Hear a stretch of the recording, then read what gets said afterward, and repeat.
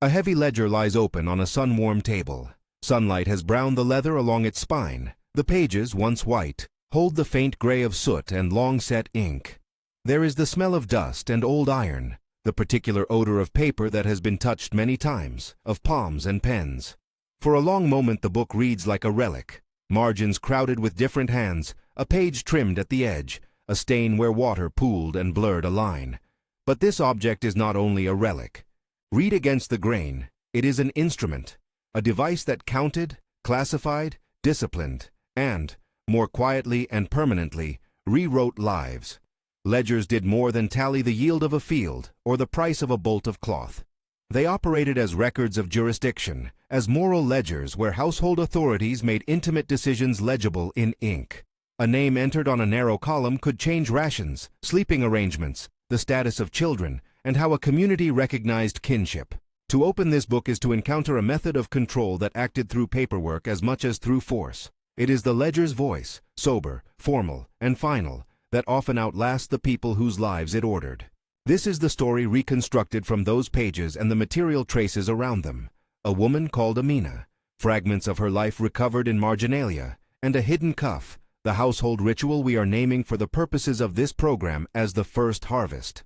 A historian's interpretive label for a recurring procedure in which a household administered a coerced reclassification of an enslaved girl's intimate status. The label is our shorthand. There is no contemporary document that uses that phrase, and we make that explicit here. We use first harvest to describe a patterned set of acts, discovery, a ritualized ceremony, an entry in the ledger called in the records corrective assignment, or, in some marginal notes, corrective intimacy, that together produced a durable administrative reordering of a person's intimate life. If this account matters to you, and if you believe these fragments deserve preservation, consider subscribing to support archival research. Organizations and local archives rely on public attention to continue the work of recovery. To understand how one book could reconfigure a life, it helps to see the household not merely as a domestic place, but as a small jurisdiction.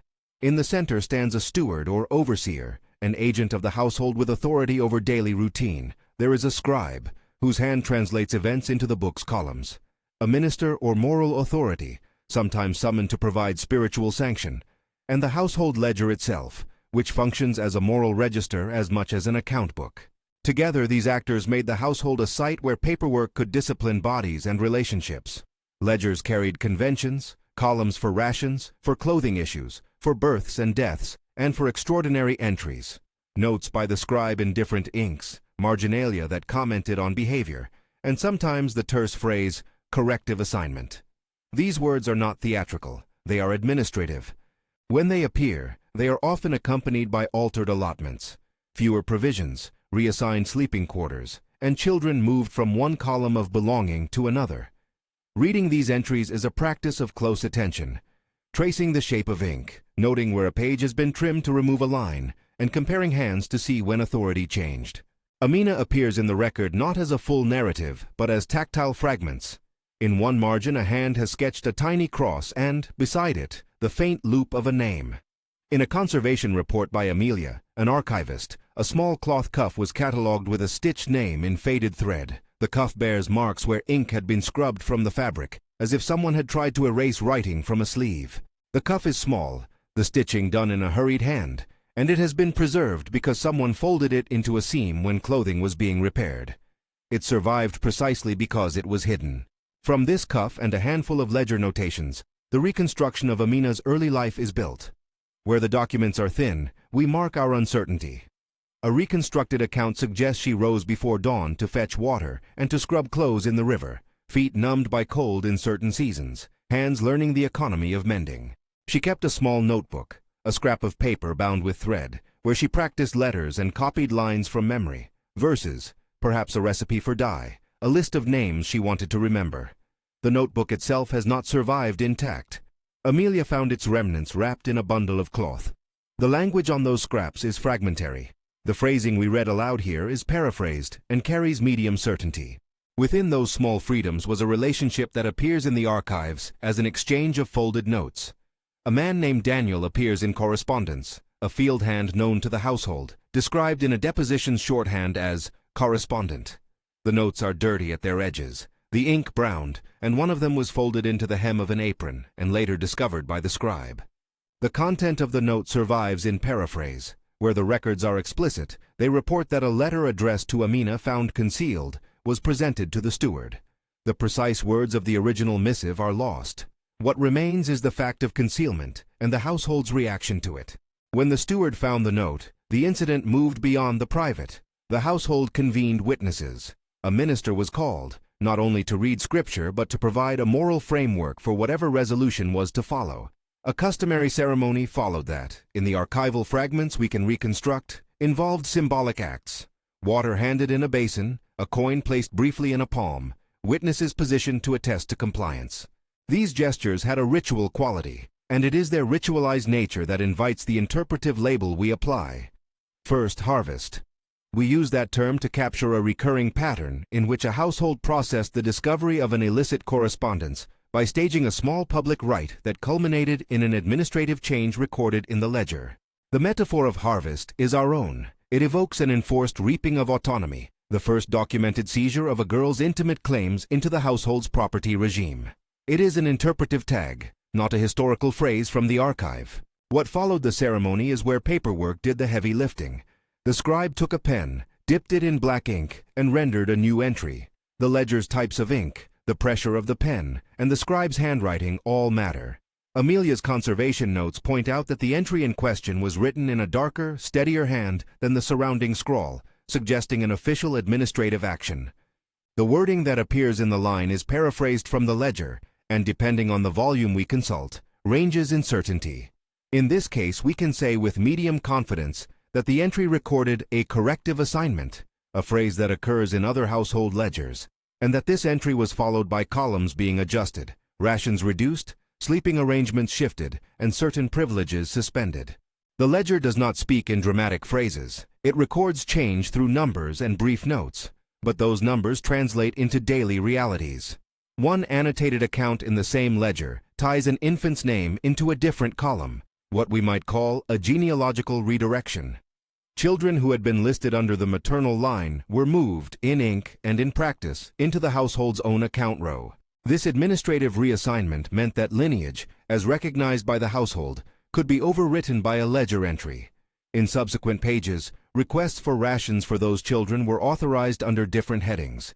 Their names were subsumed into the household tally. The archival pattern here is clear.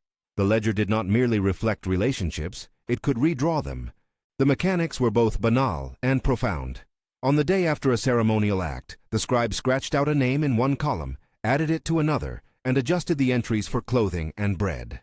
The steward recorded that the girl was to be supervised or placed under household care, phrases that in the ledger functioned as administrative shorthand for newly enforced cohabitation and supervised access to reproductive labor. Where the record suggests the word corrective intimacy in a marginal note, the phrase seems to capture a way of framing enforced pairing as a remedy. We do not, and must not, conflate the archival language with consent. The documents show an administrative determination to manage bodies and their relationships. These measures were not simply punitive in the corporal sense, they were structural. A reduction in rations combined with a reallocation of sleeping spaces and the insertion of oversight into daily movement produces a form of coercion that is sustained by paperwork. It is quieter than a public lash, but more durable in its consequences. A ledger entry shapes how subsequent generations' births are recorded and which names attach to which family columns. Over time, this bureaucratic violence compounds, producing genealogical confusion, misattributed parentage in household records, and the erasure of kin ties that families outside the ledger might otherwise remember. Yet paper is not omnipotent. Material traces of resistance appear in the margins and in the folds. Amelia's conservator report describes a cuff with a stitched name. The thread is coarse, the letters uneven, but they convey an intent to mark identity where ink had been removed. In a trimmed page, a hairline cut runs parallel to a line of writing. Someone appears to have excised a sentence. In another margin, a neighbor's hand has added a pencil note asking that a petition be reconsidered. The word refused is stamped above in a different ink. Hidden letters surfaced years later when conservators unfolded garments. Some complaints were folded into hems, and petitions were crushed into the seams of sacks. Where a scribe erased an offending line in the book, a needle preserved a name on cloth. These artifacts are testimony to both erasure and persistence. A stitched cuff resists removal by being concealed. A hidden letter resists surveillance by changing its medium. In one example marked by Amelia, ink had been scrubbed from a sleeve where a name had once been written. The abrasions on the cloth are still visible. When conservators used transmitted light, the faint impression of letters became legible again. That faintness is itself evidence. Someone once tried to obliterate the record, and someone else attempted to preserve it. Reconstructing these sequences demands methodological caution. Investigator Lewis, who led the archival project, describes the process as attentive triage. Identify provenance, compare inks, analyze handwriting, and mark uncertainties. Professor Andrews, a historian collaborating on the case, emphasizes that entries must be read in network. They are not self-sufficient narratives but nodes in a lattice of household practice. Where a page is trimmed, where water damage blurs an entire column, the historian must not replace absence with certainty. Instead, we annotate, reconstructed, paraphrased, low certainty. We state degrees. The ledger strongly suggests this. A marginal note hints at that. Where a page is trimmed, we leave the line indeterminate. Some pages show visible interventions. Water damage darkened and softened fibers, making ink feather and fragment. In one place, 2 lines of script overlap because a leaf was folded and later flattened. An older hand has been overwritten by a later scribe. The later hand, darker and clearer, often correlates with a household decision to formalize a new status. Amelia's conservation notes routinely flag such palimpsests. Differences in ink chemical composition, impressions where an earlier pen made a groove in the paper, and trimmed edges that indicate intentional excision. Marginalia, notes scribbled along the borders, are often the most revealing, where an assistant or neighbor added context or complaint in a hurried hand. Where we reconstruct the minister's words during a ceremony, we speak carefully.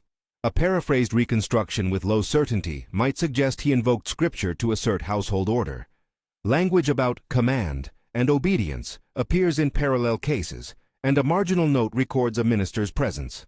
But we do not attribute to him a specific sermon unless that transcript survives. Likewise, when we read the ledger entry that follows, we describe it in administrative terms. Assigned to household care, the columns indicate, or corrective assignment appears in shorthand. We do not fictionalize the pen's precise phrase if it is gone. The convergence of ritual and ledger reaches its most telling moment in the reconstructed image of the ceremony itself. Picture the participants. The steward standing with a ledger under his arm, a minister offering words that give moral framing, witnesses seated to affirm the event, a scribe poised with pen.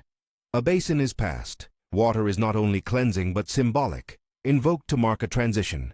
A coin is placed in the girl's palm, perhaps to index recompense, perhaps to mark exchange.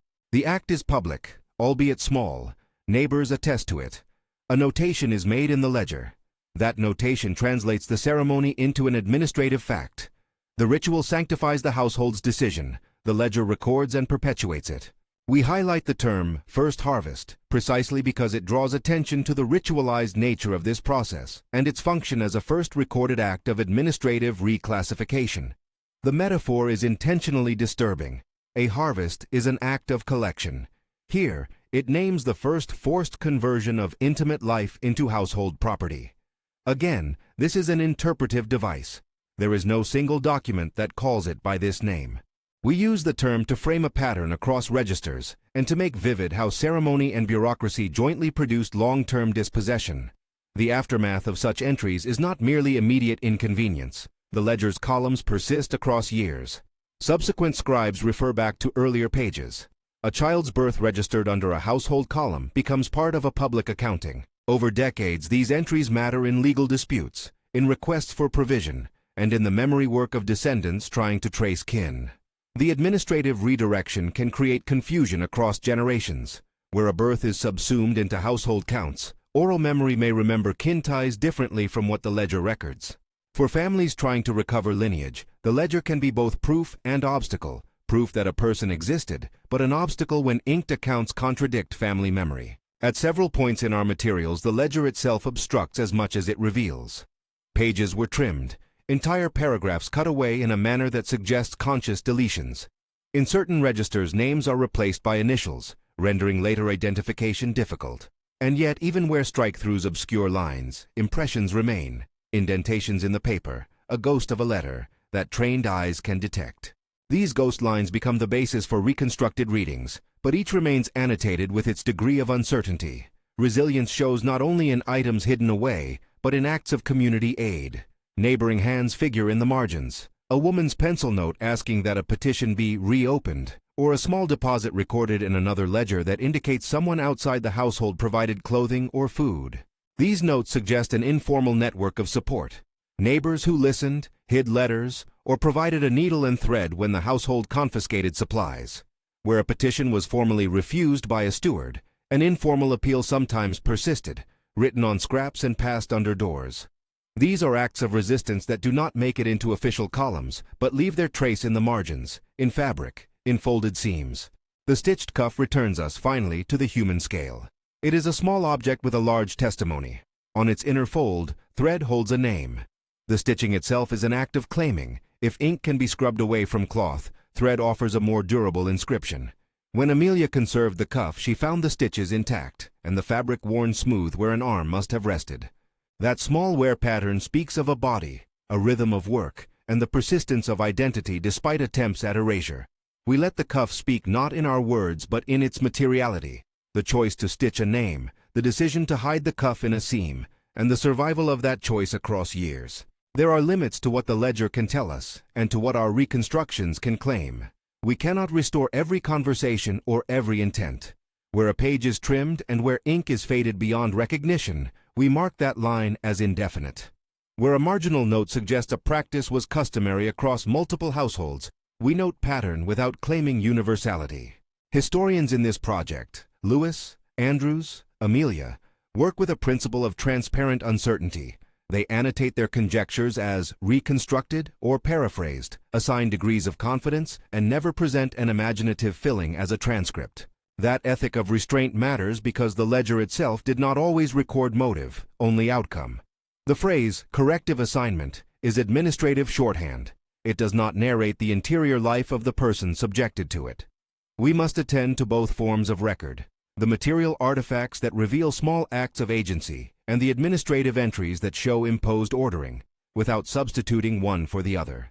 The larger lesson is about how institutions make intimacy legible. In the archive, the household's authority operates through rituals that borrow moral language, ministers' words, coins, water, while the ledger transforms that ritual into durable property designation.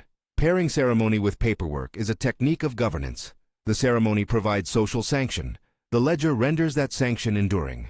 Together they produce a history that will be read by descendants and scholars long after the moment has passed. When we stand with the ledger open on the sun-warmed table, with Amelia's conservation notes at our side and Lewis's index cards stacked nearby, we witness a double movement. Paper preserves and paper erases. The ledger gives us access to acts that were otherwise private. It also replaces flesh with columns and names with tallies.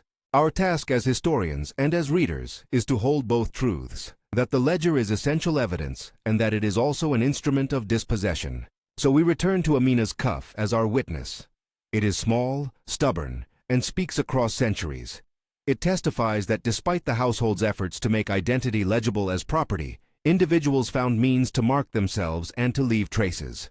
Those traces are not grand. They are folded notes, a stitched sleeve, a marginal pencil line, but they are crucial. They are the threads by which memory attaches itself to the archive. Preservation is itself an ethical act. Archives do not merely store the past. They shape what can be said and what can be recovered. Supporting conservation, cataloging marginalia, and funding projects that digitize damaged pages are acts of civic responsibility. When a page fades, trained hands can sometimes reveal its ghost. When a cuff is conserved, it can be cataloged and returned to public view, rather than remain a hidden artifact in a private collection. If this account has opened a window for you into how paperwork shaped intimate life, consider supporting your local archives and collections. Share this story with someone who cares about historical recovery. Leave a reflection below about what surprised you, or a question you would like researchers to pursue. Preservation is a communal enterprise, and attention matters. The ledger closes for now, but its pages remain. They demand careful reading, close attention to ink, to marginalia, to what a trimmed edge might conceal, and a willingness to admit what cannot be known. The first harvest is our term for a set of practices that combine ceremony and bookkeeping to reassign intimacy as administrative fact. We name it insofar as naming helps us see the pattern and honor those whose names the ledger attempted to remove. The small cuff, with its stubborn stitched name, reminds us that human traces endure. Reading these traces with rigor and respect is how we begin to reckon with what was erased and to preserve what remains.